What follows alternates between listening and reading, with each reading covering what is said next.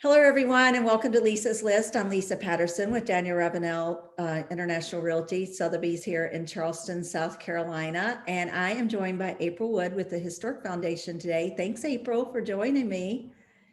Having me. Yeah, I appreciate it. So April is the easement manager at the Historic Charleston Foundation, and she is my go-to anytime I have a historic property that I know has an easement, or if I want to find out if it has an easement. And April, what I have found, from me volunteering with the foundation a lot, I just have a passion and a heart for historic easements and for the whole historic property. And I just want people to keep them intact and preserve them. But what I find is a lot of people just don't even really understand when I tell them a property has a historic easement. So I want you to explain a little bit, what a historic easement is on these properties, and then we'll kind of get into the fact that there's a couple different kinds. You can have one on the exterior or one on the interior. Sure.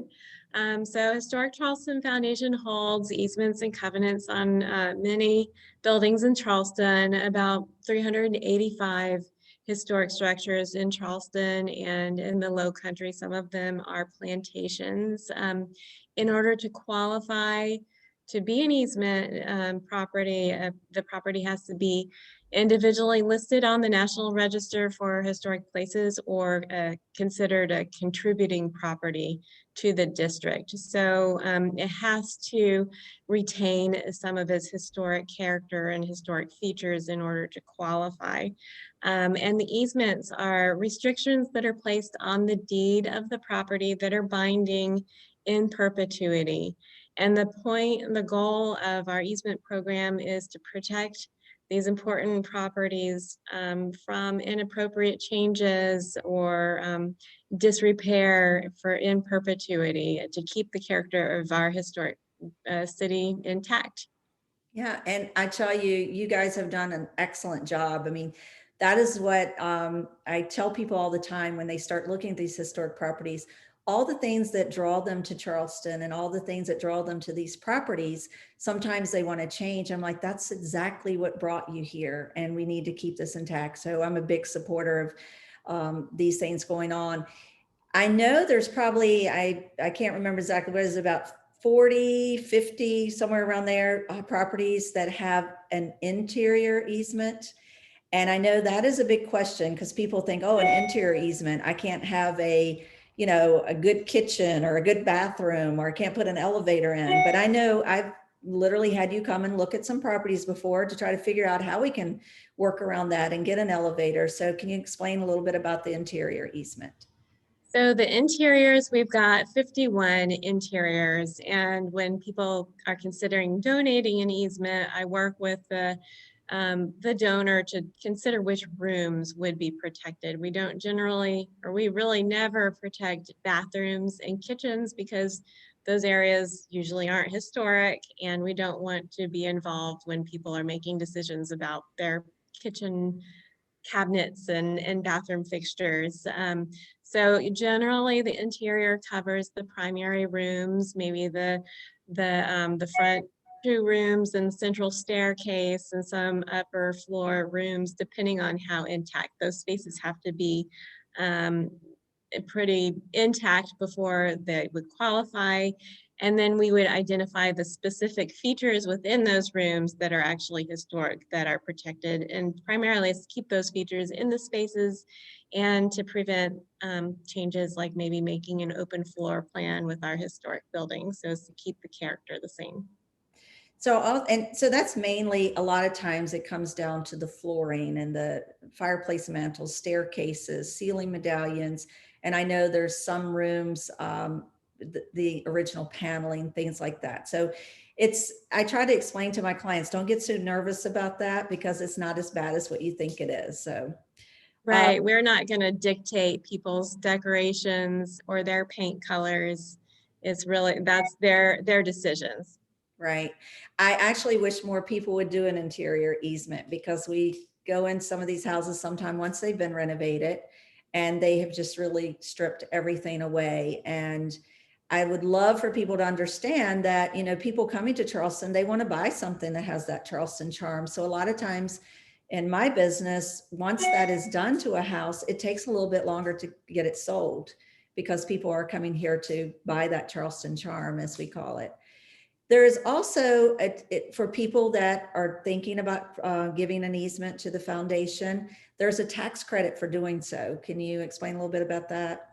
Yeah, and actually back to the easement, interior easements, that is the only way in Charleston to protect interior. So without those restrictions, anyone could rip out all the historic mantles and historic features without anyone asking or questioning them.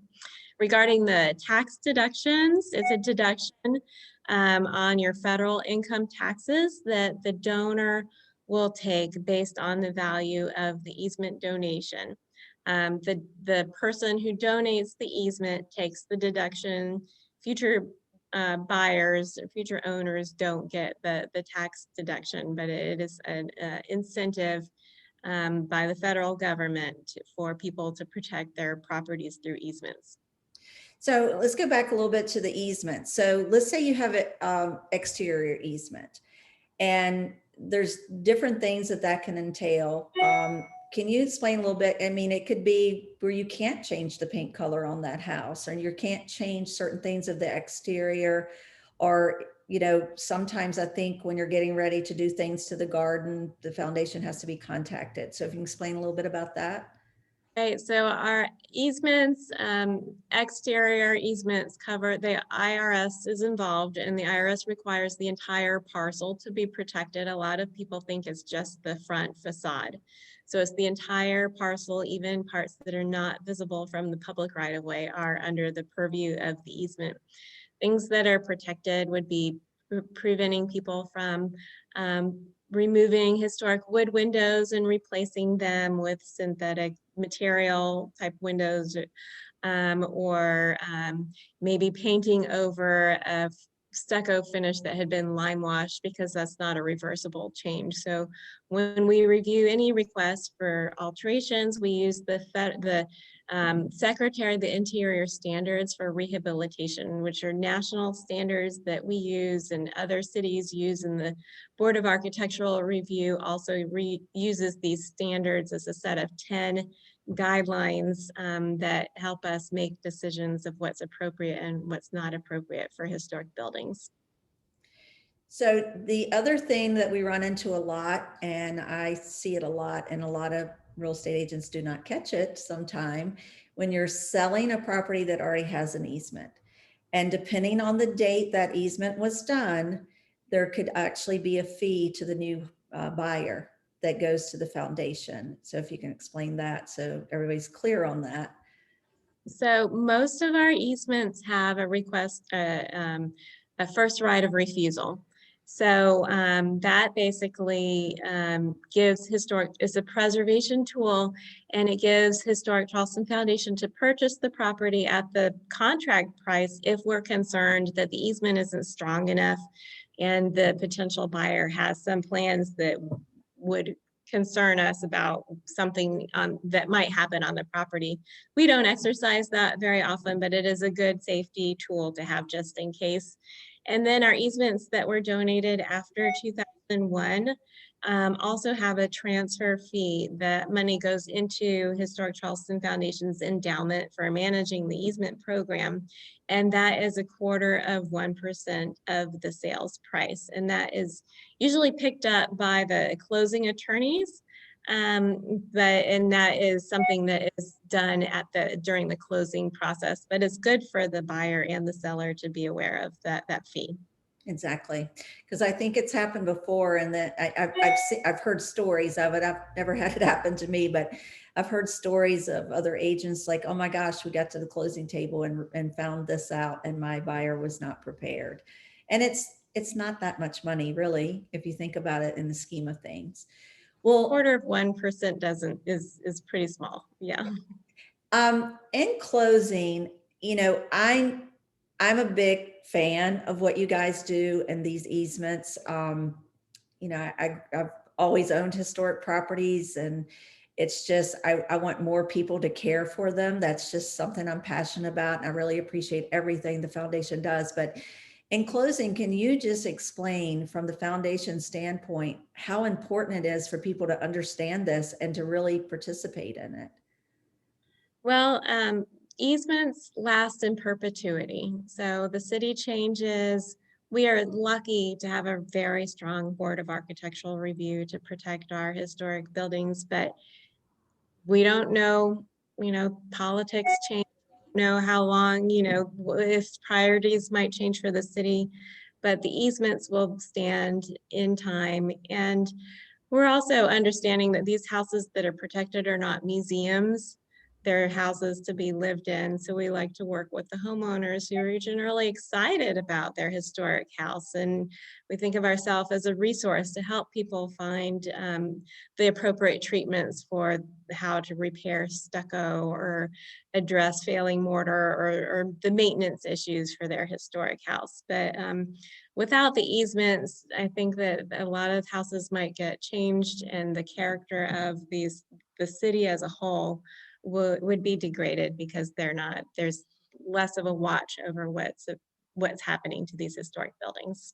Exactly. Charleston would not be what it is today if it hasn't been for people prior to us wanting to preserve the city as it is now.